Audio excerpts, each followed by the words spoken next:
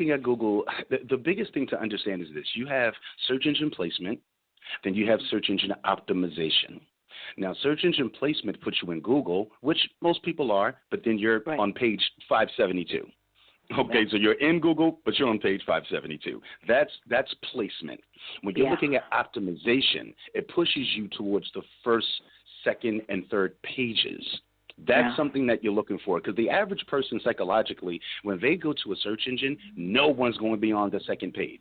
So I'll put something in, I'll see the page. I may click next, I'll see the second. I will not necessarily visit the third. The first thing I'll do is believe that I typed something in incorrectly and I need to reword it. And then I'll go back and I'll type something new in the search engine to find a new result, not realizing that the information I needed on you was on page 3. Yeah. And it's severe. And also, Google changes what's called their algorithms. Algorithms are, how can I say it? It's a program that tells people how to find you. So when you put something into Google, within a split second, there are these things called spy bots. What they do is they scour the internet to find anything that's closely related to what you typed in. Now, every 3 to 4 months, those algorithms change, which means you could be number 1 in Google today and be number 15 by the end of the month. Because once they change, they don't tell you. They don't tell you. They're not going to send out some weird requisition or memo or anything like that and say, hey, guys, we've changed. You need to do this now. They're not going to tell you, because ultimately their job is to bait you in so you'll become a part. And then once you become a part, they slowly wean back and start to throw advertising fees to you to try to get you to advertise with them. So the free search engine aspect technically is just bait for you to eventually pay. That's it. That's all it's for. So the reason why the algorithms change is because it's trying to coax you. We gave you a taste. You're in Google. Everyone's coming. Now it's not working as much. So how about you give us $30 for every time someone clicks it, and then we'll put you back into position. So technically it's just bait. It's just bait. So what can they do with their Google? What are the steps that you can help them with Google? Well, you have to do search engine promotion. It's very important. When you do search engine promotion, then it gets you where you need to be in Google. Now, after you get to that point, this is something you will want to repeat maybe every 4 to 5 months, and that promotion is $50. So outside of that, there's a new package that we have that's called Google Force. Google Force is an SEO where we advertise you for 6 months consecutively. So we put you between the first and second page of Google for 6 months. It's continuous, and it advertises you every single day. So you get things like article submission, Web 2.0 submissions, high PR blogs, PR press releases. You get attached to educational government.org websites, generic text, social bookmarking sites. It's guest books. It's incredible. So something like that is also good because it's continuous. So it's like a turnkey operation. So once you pay for it and you're done, you can turn your back, walk away, and know that you're constantly being advertised. And you'll see the traffic, especially if you have a counter or analytics. You'll see the traffic. It works immediately, and it works consecutively. It just constantly goes. I love my job. Because really, most of these things, when you don't do it the right way, because like I see Google, and that's what I asked you before the show. Okay, World of Ink has had a blog, Marsha Casper Cook, my Michigan Avenues had a blog, and they were always doing fairly well. And then I'm looking lately, and because I actually looked last night, and I looked back to when I started doing this like 7 years ago. There were so many hits. Oh my! I didn't even realize it because I really don't go back a lot. So I looked and went, oh my God, look what happened. And then I noticed the last few months, I'm seeing like there's nothing happening. So I went into Google. I wanted to see if the settings are right, and God knows nobody even understands what that means in the settings, so you can't figure out what that means. Exactly. So if you write no, then you go like, oh, well, should I have said yes? I mean, you don't know. Yeah. So that's a problem there because you really don't know what the settings should be. Yeah, anytime someone calls us to deal with us, we actually sit with you and figure out the problem. So it isn't a situation where you say, okay, I bought a package, you guys can get started. We kind of get into your business to kind of find out, okay, what is your goal? What are you doing? What's your website? Let's take a look. Take this out of your website, put this into your website, say this and not this. There's a thing called words that sell. There are certain things that you need to say in order to attract a particular audience. Like we were speaking before about how you could say car, vehicle, and automobile, where they all sound the same, but they attract different audiences. And using the incorrect word will attract the wrong audience, and it just defeats your marketing. So you need to make sure that surrounding yourself, it all makes sense. Just like I have a lot of book authors who, since they are writers, they believe that they should write everything about themselves, when technically that's not how it works. Or like with Amazon, for example, if you have a book on Amazon, and they click the synopsis of seeing everything that's about your book, you should actually have a writer write that for you. That shouldn't be something you write for yourself. You need a professional writer to write on your behalf as a third party that's not an author, to professionally write almost as a newsprint on your behalf to get you the attention, because it's a flaw, but a lot of book authors, they believe that. Let's talk about that for a minute, because, I truly believe, all right, so because I was a literary agent for 15 years, I used to get a lot of synopsises, and truthfully, most of them, to me, seriously, they sound so trite.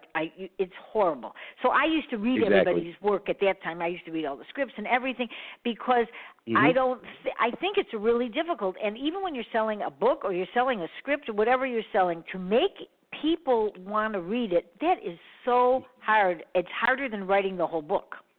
And it really is. You're probably right that maybe the person that you're right, because you want someone to read it, but you're so close to it, and you're going like, okay, now what was the most important thing about my book that I can say?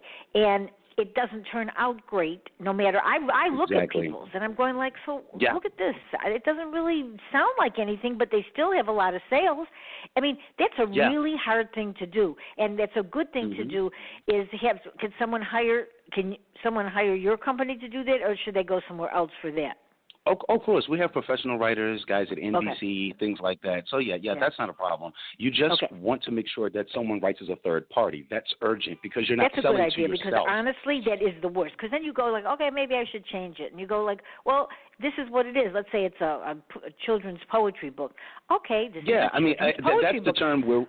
That's the term where we say get out of your own way. Right. So and what actually, we do is I looked around and I thought like, well, maybe I'll just put one of the poems in there, and I did. So I mean, because I thought it's so boring otherwise. How many ways can you say this is a children's poem book? So I figured, well, if they look it up, they'll see a poem and they go, oh, this is cute. Maybe the others are cute. But I don't know. Exactly. So nobody knows that answer. That's the problem. So I think you're probably very right on that, because I look through the synopsises and I go, I don't know how they're selling it with this. And they do. Yeah. So it's definitely a matter. And outside of that, I mean, you have marketing outside of that as well. Because I know a lot of authors who are on Amazon, they've maybe sold 20, maybe 35 books, but actually they've sold a few thousand. It's just not on Amazon. Yeah. So I see a lot of those as well. Well, we all know this, and that's the other problem. Yeah. We don't, and we don't. I don't think there's an answer to that, because I think that people are selling more, and a lot of authors I've talked to, they are selling more, but nobody seems to know that much, because nobody, I don't care who you are, you just can't figure out. Like, you'll see it, oh, there's my book, it's on in Walmart, and there's my book, it's on in Barnes & Noble, and I'm on, let's say, I'm on the KDP, let's say, and they say, oh, my book can't be sold anywhere else. And then you go, oh, there's my book. There's in Books A Million. Exactly. So, I mean, so what does a person do? I mean, this is bad. This is pretty tough. I mean, where do you think most of the sales should? I think unfortunately, there's a ton of them out there, but I still think that Amazon, people, if you're on Amazon, they go, oh, it's on Amazon. Then maybe I'll buy it, and they go back to Amazon even if they saw it somewhere else. That's true. See, the thing about it, Amazon has the notoriety. Yeah, they have the notoriety of being the type where if you're going to do a book, at minimum, you have to be on Amazon. And since that has been preached and pushed for so many years, ultimately that's everyone's focus. And it's advertise Amazon. And it's great, but here's the pendulum. This is what you have to look at. Now, are you doing it for notoriety or are you doing it for security? Because when you're looking at the two, they have two different types of marketing strategies. So if you're looking for notoriety, Amazon is probably the way to go. If you're looking for security, you have to have other streams of income. You have to market in other areas. Not only that, Amazon's payout is very low.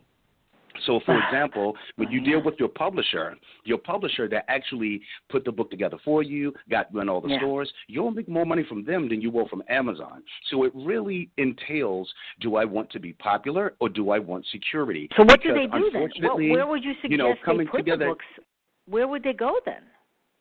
Well, they would definitely need to be outside of Amazon. I'll be honest. Okay, and the reason why I say that, and I'm not against Amazon, I think Amazon is awesome. No, I agree with you. I know this. We all know this. Right. Yeah. I mean, the only flaw is that Amazon is not infamous for selling books. They sell everything. So since they sell books and they sell tissues, baby Pampers, baby bottles, milk formula, they sell anything. So books is not their foundation of them being Amazon. Everything else they sell is the foundation of them being Amazon. So when you're asking an everything company about selling a piece of what they sell, since that's not their main focus, you're going to have to kind of, quote unquote, train Amazon to work for you. Yeah, I went to a 3-hour seminar. I did go to a 3-hour seminar. I think I might have mentioned you. I don't know if I did, but I mentioned it on the show. I went to a 3-hour Amazon. It wasn't exactly from Amazon, but it was from one of the highest sellers of products, and there was a couple guys there. So, and they said, with no uncertain terms, that the least amount of action is on books. And it's on everything else. So Amazon might be great to buy, like you're saying, all these things for, and it's great if they'll see your book on there, but that's maybe why people aren't really making money, because they're not buying the book, they're just seeing it there. Exactly. It's just placement. That's all. What program would they use? What program would they use for that, then, from you? Well, what they would want to do, first of all, as far as distribution, you definitely need to deal with a self-publishing company. So you're looking at Westbow and Ex Libris and companies like this that can actually put you in different stores, whether it's Barnes & Noble online, things like that. You want to constantly get around because you need more than one source of income. And when I see other authors, the first thing they say is, well, I'm going to log into Amazon, I'm going to upload my book, and I'm going to sell it on Amazon. Again, that's great, but the root to failure is lack of visibility. You have to be everywhere. You literally have to be. Let's say you go to a publisher that, let's say that I've used is Fidelity, and I've talked to tons of people, and I love how the books turn out. So what would she have to do for her people? Because she has a lot of people she's doing. What would she do? Because I'll tell her that. I mean, she should have more action coming from her site then. Yeah, she definitely needs to do search engine placement, national press releases, things like that. Maybe me as the author, has to get in the news. Say, you know what, maybe me as the author should be promoting that they can buy my books at Fidelity. Sure, exactly. You look at the target that pays you the most. Something like that. Yeah, I get that. Yeah, whatever now. target that pays you the most should be your first priority. Everything else lines under that. I'm not saying get rid of it. I'm just saying it should be your primary focus. No, but it makes a lot of sense because that's what we all think. And because, and that's why we're on KDP, but then I go, KDP has this much money in the fund. And then you go, well, then what happens to it? There's so many authors that it doesn't matter. Even if they do phenomenal in it, you're not, as the author, making money. Exactly. So I get it. So if you're with a good self-publisher or a good independent publisher, you would be better off. Well, years ago, that is what I did. So, I mean, I'll actually tell her this because, I will switch on my website that they can buy my books at Fidelity, there you go. Right. Because I do know that when people do sell it from their sites, they actually do sell more. But a lot of course. people don't want to because it's a pain in the neck sometimes, so they just figure let Amazon do it. But I actually see your point now because you're right. Yeah. Once they get to your site and they see your books, then maybe they should be able to buy them from you or the it's publisher. more personal. Yeah. It's more personal because at the end of the day, no one knows what publisher a book author is under. That's what all they know is the title of the book and the author. They don't care. They really could care less. No one cares. They don't care. You know, unless so you're an author, you don't that's even the look case, at that. Yeah,